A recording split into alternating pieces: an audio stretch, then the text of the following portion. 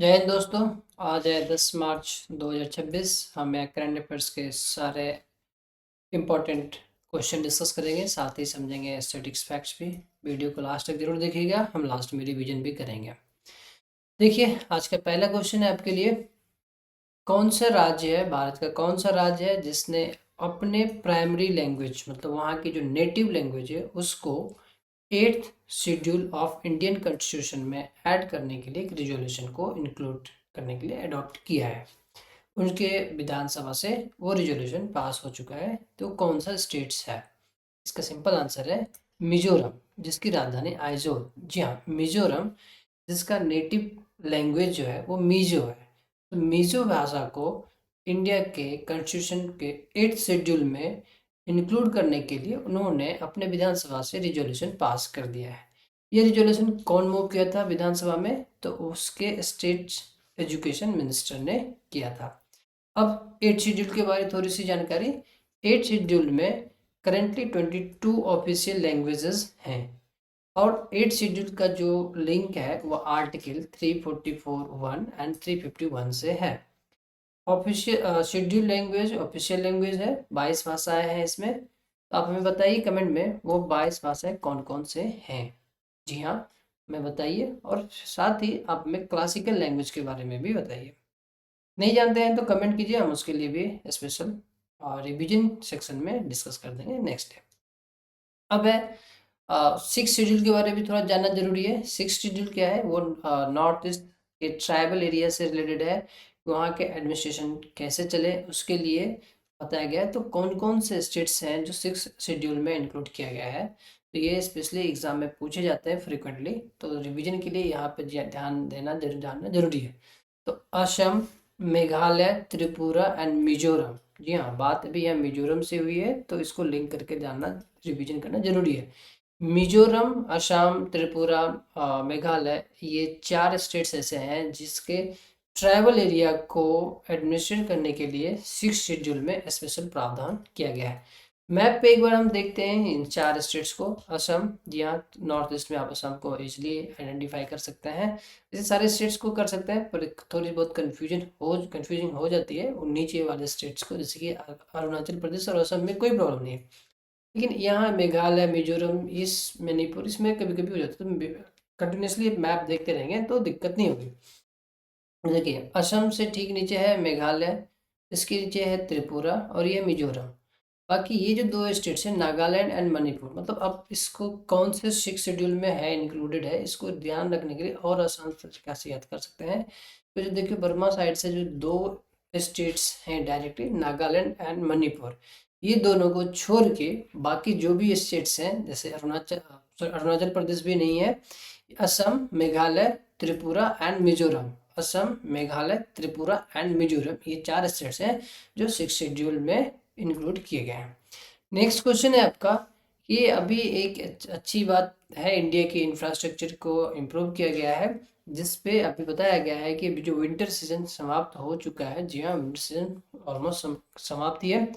तो first time है जो विंटर सीजन में रिमेन ओपन पूरे साल, मतलब पूरे विंटर सीजन में भी ओपन रहा है एक स्ट्रेटेजिक पास जो श्रीनगर को कनेक्ट करता है। तो वो कौन सा पास है? जी हाँ, उसको बनाया गया है जोजिला पास है। जोजिला पास इस साल पूरे साल सर्दियों के मौसम में भी भारी बर्फबारी में भी ओपन रहा है।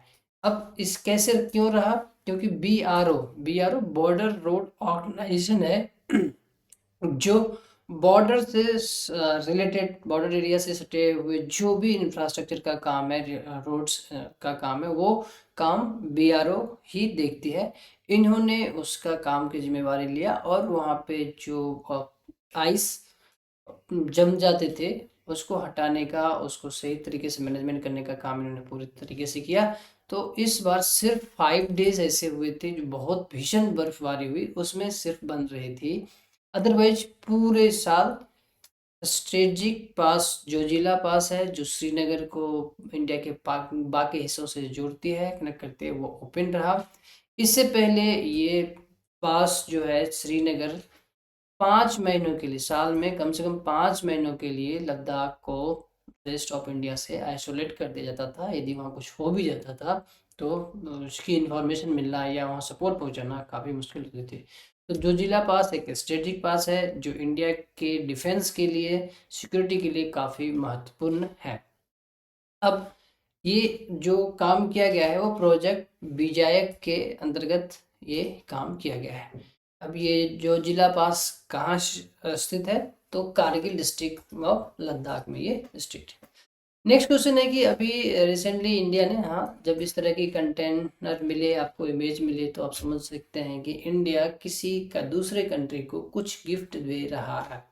यहाँ पे क्या दिया इन्होंने 1000 मेट्रिक टन राइस प्रोवाइड किया है एक अफ्रीकन नेशन को ड्राउट रिलीफ के लिए। जी हाँ, वहाँ पे सूखा है, सूखे की वजह से भुखमरी की कगार है, स्थिति है वहाँ। तो उस कंट्री को 1000 मेट्रिक टन राइस इंडिया ने प्रोवाइड किया है एज ए गिफ्ट।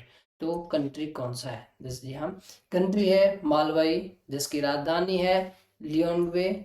मालवानी कावाचे इसकी करेंसी है। तो ये इम्पोर्टेंट है कंट्री। और इसके कैपिटल, इंटरनेशनल अफेयर्स से यदि किसी कंट्री या उसके स्टेट्स कैपिटल पूछे जाएंगे तो इसके भी चांसेस हैं, क्योंकि रेंडमली कोई भी कंट्री या उनके कैपिटल नहीं पूछे जाते हैं। वही पूछे जाते हैं जो किसी न किसी रूप से डायरेक्टली इनडायरेक्ट रूप से न्यूज़ में रहते हैं। फॉर एग्जाम्पल, ईरान की कैपिटल भी पूछने की चांसेस है, क्यों रिसेंटली न्यूज़ में है। तो हमें कमेंट में बताइए ईरान की राजधानी क्या है। मैंने आपको रिसेंटली पिछले ही वीडियो में बताया था। अब देखिए ये क्यों भेजा जा रहा है। तो ये ग्लोबल साउथ, इंडिया का जो कमिटमेंट है ग्लोबल साउथ के साथ, ग्लोबल साउथ साउथ कोऑपरेशन, उसके अंतर्गत उसी उद्देश्य से ये सहायता भेजी जा रही है। ऐसे भी इंडिया को ग्लोबल साउथ का लीडर कहा जाता है। तो एज ए लीडर, मतलब लीडर होने के नाते इनका ये फर्ज बनता है कि ये सहायता प्रदान करे। अब ग्लोबल साउथ में कौन कौन से नेशन आते हैं, ग्लोबल साउथ किस एरिया को हम कह सकते हैं? तो कंसिडरली देखो, आप मोटा मोटी याद रख सकते हैं, लैटिन अमेरिका, एशिया, अफ्रीका और ओशियानिया। ये जो रीजन है ये आपके ग्लोबल साउथ में आते हैं। यदि आप ग्लोब में देखेंगे तो आपको दिखाई देगा ये जो है ग्लोब में, ये सब के सब हिस्सा आपको साउथ है, पोल साउथ दक्षिणी गोलार्ध में आपको दिखेंगे। मतलब वो नॉर्थ एरिया में नहीं होके साउथ एरिया में, इसलिए इनको साउथ, ग्लोबल साउथ का भी दर्जा दिया गया है। और ऐसा भी नहीं है कि ये सिर्फ साउथ के ही हिस्से में मिलेंगे, आपको कुछ एरिया नॉर्थ में भी मिलेंगे। जैसे कि इंडिया आपका बीच में ही पड़ता है। ऐसा नहीं है कि नॉर्थ में, मतलब साउथ में है, वो नॉर्थ के ही हिस्से में है। फिर भी ग्लोबल साउथ इसलिए दिया गया है कि जनरली जो डेवलप्ड नेशन है वो आपको नॉर्थ एरिया में पाए जाते हैं। मैप पे वो ग्लोब में यदि आप देख करेंगे तो वो सब के सब लोकेटेड है ऊपरी हिस्से में। जो ग्लोब के ऊपरी हिस्से होते हैं उसको नॉर्थ कहा जाता है। तो इसलिए जो डेवलप्ड नेशन नहीं है उनको एक अलग श्रेणी बना के ग्लोबल साउथ का नाम इन्होंने दिया। अब देखिए साउथ साउथ कोऑपरेशन क्या है। साउथ साउथ कोऑपरेशन ने कोलैबोरेशन एमंग डेवलपिंग दिया। हाँ, मैंने आपको बताया ना, डेवलपिंग जो डेवलप नहीं है उसको डेवलपिंग कंट्रीज के बीच एक कोऑपरेशन करने के लिए जो इनिशिएटिव है उसको साउथ साउथ कोऑपरेशन कहा गया। नेक्स्ट, अभी मैप पे आप देख सकते हैं, ये मैप पे मालवानी है, ये रेड कलर से दिखाया गया, ये साउथ अफ्रीका का एक कंट्री है। तो इसलिए आपको ये जानकारी जरूरी है कि ग्लोबल साउथ क्या है, इस कंट्री के बारे में, इसके कैपिटल के बारे में। चलिए नेक्स्ट क्वेश्चन देखते हैं। नेक्स्ट क्वेश्चन है लामीथाई 2026, ये एक जॉइंट मिलिट्री एक्सरसाइज है इंडिया और किसी दूसरे नेशन का। इंडिया का किस कंट्री के साथ एक मिलिट्री एक्सरसाइज है जिसको लामीथाई 2026 नाम दिया गया है। ये 2026 ये बताता है कि अभी रिसेंटली 2026 में हुआ है, और मेन एक्सरसाइज का जो नाम है यहाँ ही है। तो ये किस कंट्री के साथ इंडिया का मिलिट्री एक्सरसाइज है? ध्यान, ये है सेलेस, जिसकी राजधानी विक्टोरिया है और वहाँ की करेंसी सेलिस रुपया है। अभी रिसेंटली कुछ दिनों पहले वहाँ के राष्ट्राध्यक्ष इंडिया आए थे, तो हमें कमेंट में बताइए वो उनका नाम क्या था, हमने इसके बारे में डिटेल चर्चा कर रखा है। तो देखिए, अब इसके जो मीनिंग होता है वो होता है फ्रेंडशिप। ये जो वर्ड्स है लेमेथिए, इसका अर्थ होता है फ्रेंडशिप। कोरियन लैंग्वेज में इसका अर्थ है मित्रता, फ्रेंडशिप। अब नेक्स्ट वर्ल्ड मैप पे हम देखते हैं। वर्ल्ड मैप आप देख सकते हैं, पर ये पूरा ऑब्वियसली बात है पूरे वर्ल्ड मैप नहीं दिखाया गया है, कि आपको सब छोटा सा हिस्सा आपको दिखाया गया है। इसमें आप देख सकते हैं ये जो पॉइंट डॉटेड है ये ही सिलिस नाम की कंट्री है। इसको आप द्वीप कह सकते हैं, अपने आप में ये नेशन भी है। देखिए ये काफ़ी इंपॉर्टेंट है, स्ट्रेटेजिक है, इंडियन ओशियन में है। इंडियन ओशियन में इंडिया का जो है पकड़ बना हुआ रहे, इसके लिए इस द्वीप के साथ भी अच्छे संबंध रखना जरूरी है।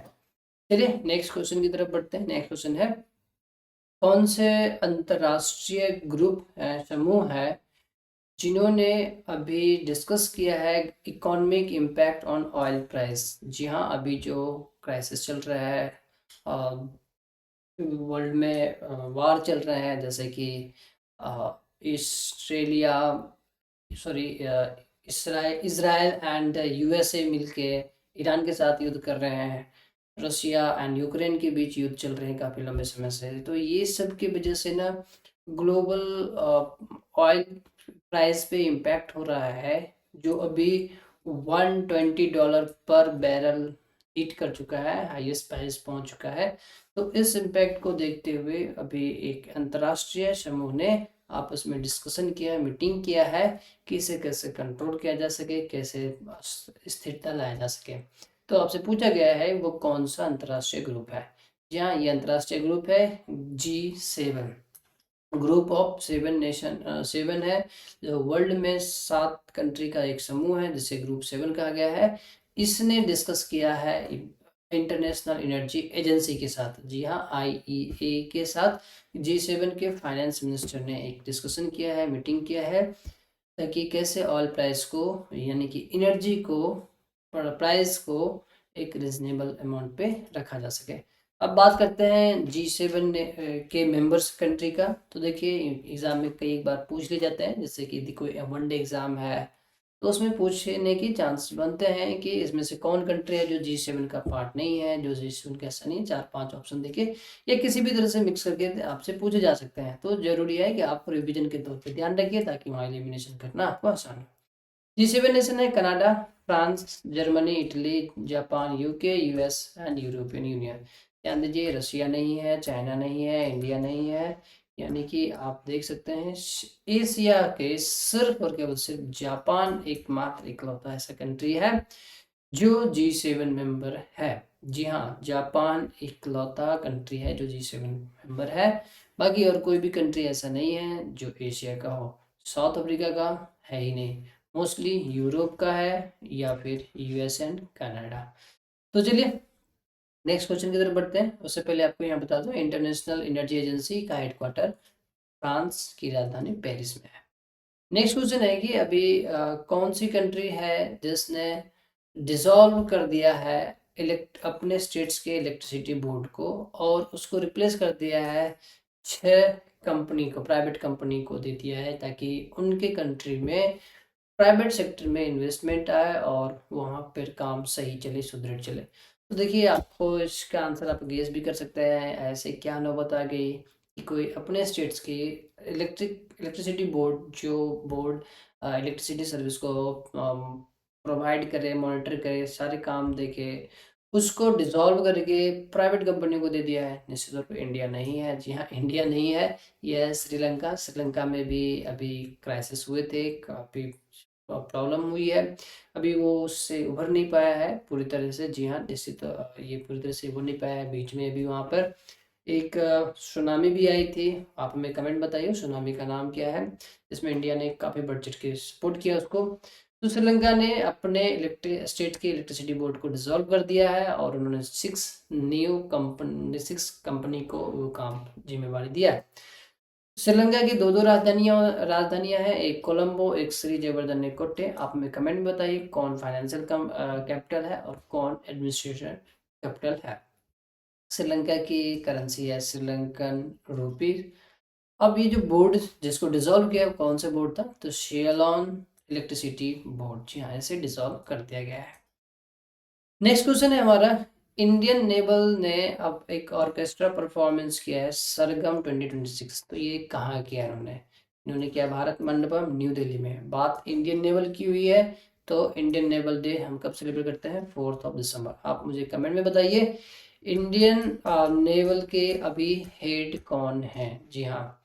नेक्स्ट क्वेश्चन है आपके लिए, कौन सी कंट्री ने पार्टिसिपेट किया है एक joint military exercise freedom shield? जी हाँ, फ्रीडम शील्ड नाम की ज्वाइंट मिलिट्री एक्सरसाइज जो भी रिसेंटली हो रहा है वो किस दो कंट्री के बीच में हुआ है? तो देखिए इमेज में आप देख के डायग्राम आपको जो फ्लैग दिखाया गया है, निश्चित तौर पे इस फ्लैग से आप समझ सकते हैं कि ये यूएसए का है।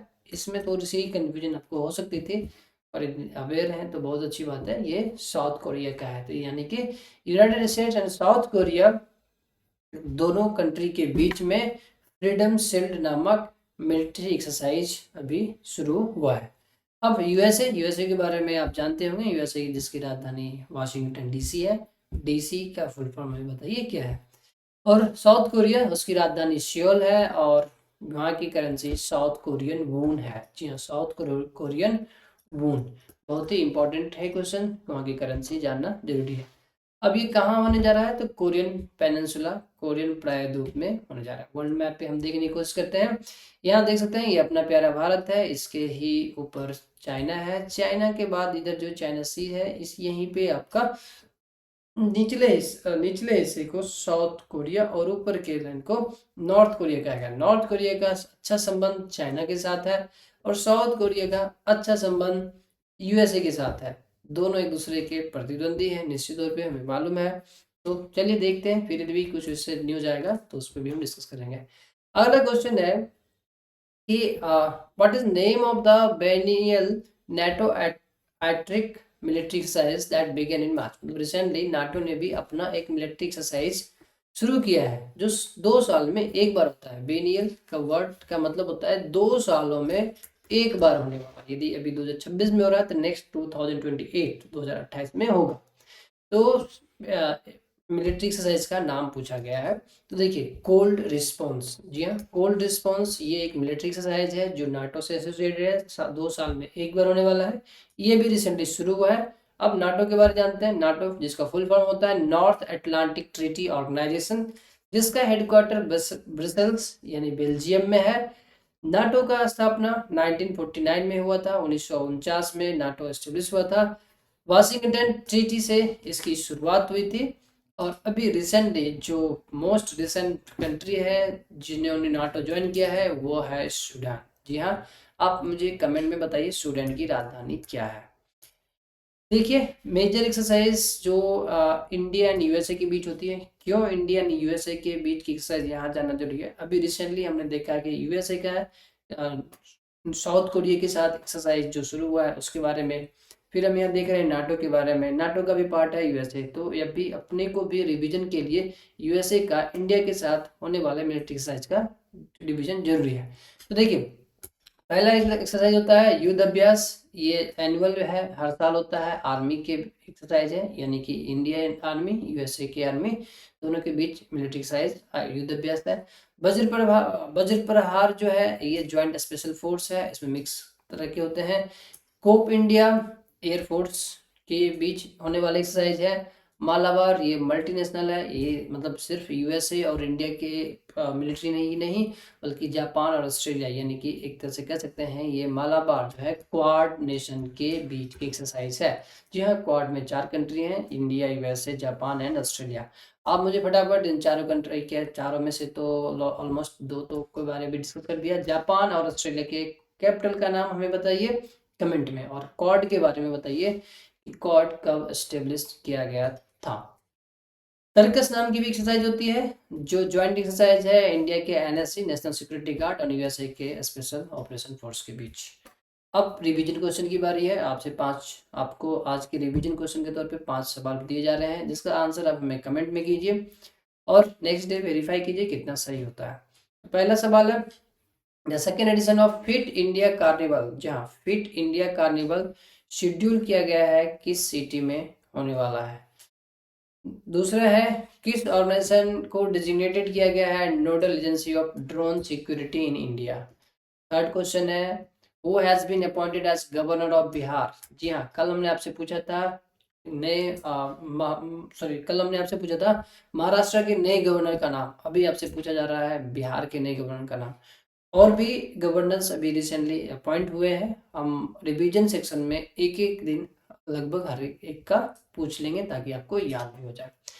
फिफ्थ है कौन सी स्टेट्स है, सिटी है जो फिट इंडिया पिंक साइक्लोथॉन जो ऑर्गेनाइज किया गया है ministry of youth affairs and sports के द्वारा इंटरनेशनल वुमेन्स डे पर, वो होस्ट कर किया है, उन्होंने होस्ट किया है, किस सिटी में हुआ है। और फिफ्थ क्वेश्चन है थीम आपसे पूछा जा रहा है वुमेन लीड शक्ति वॉक जो न्यू दिल्ली में कर्तव्य पथ इंडिया गेट से लेके विजय चौक तक हुआ था, उसका थीम क्या था। तो ये है आज के रिवीजन के लिए 5 सवाल जिसका आंसर आप हमें कमेंट कीजिए जब आप अगले दिन आपको रिवीजन सेक्शन में दिया जाएगा। अब बारी है पिछले दिनों के रिवीजन सेक्शन के क्वेश्चन के सवाल के जवाब का।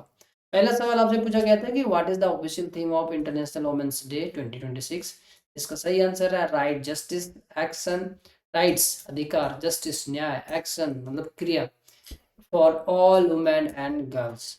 नेक्स्ट क्वेश्चन है, क्वेश्चन सेकंड है आपका, on which date Jan Aushadhi दिवस ऑब्जर्व। जन औषधि दिवस इंडिया में कब हम मनाते हैं? हम रिसेंटली मार्च में ही मनाते हैं। कितने मार्च? मार्च 7।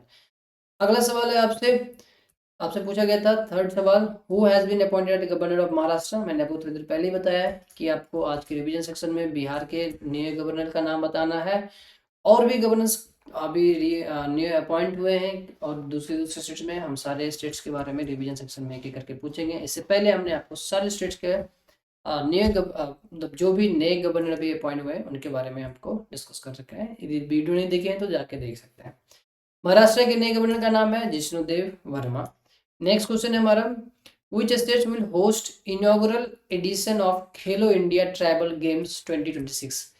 ट्राइबल गेम्स है छत्तीसगढ़। जी हाँ, छत्तीसगढ़ जहाँ पे बहुत सारे ट्राइब्स हैं, तो छत्तीसगढ़ में ही यह इनॉग्रेट किया गया है। और लास्ट क्वेश्चन है, मस्कट बताना है आपको, अपकमिंग सेंसस 2027 जो आने वाला है उसका मस्कट है प्रगति। प्रगति फीमेल इन्यूमरेटर जो जनगणना करने जाएंगे उनका नाम प्रगति दिया गया है, और जो मेल है उनका नाम विकास दिया गया है। तो आज के लिए इतना ही, हम नेक्स्ट डे मिलेंगे फिर से न्यू करंट अफेयर्स वीडियो में, जिसमें आपको रिवीजन क्वेश्चन के साथ साथ स्टैटिक्स फैक्ट्स भी, न्यूज़ भी अच्छे से एक्सप्लेन किया जाएगा जो एग्जाम के लिए काफ़ी महत्वपूर्ण है। तो चलिए फिर मिलते हैं अगले दिन। पढ़ते रहिए, पढ़ते रहिए।